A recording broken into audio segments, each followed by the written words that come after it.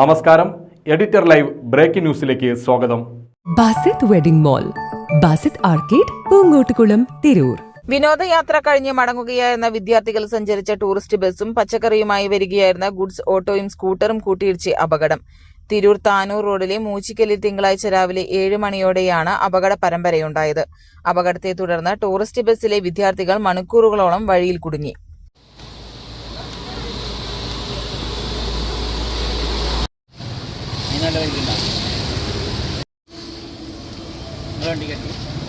അല്ല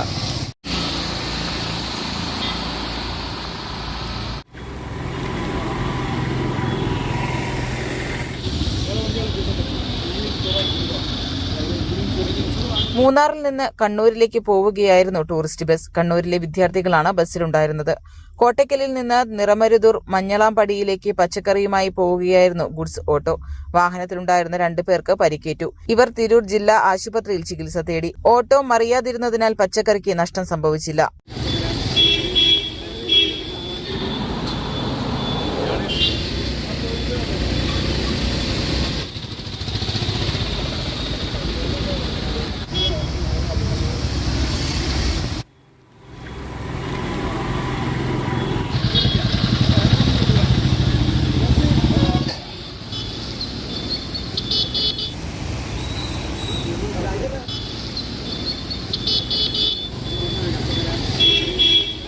അപകടത്തിൽ നിയന്ത്രണം വിട്ട ഓട്ടോ സമീപത്തെ ഇലക്ട്രിക് പോസ്റ്റിലിടിച്ചാണ് നിന്നത്. സ്കൂട്ടർ യാത്രക്കാരനും പരിക്കുണ്ട്.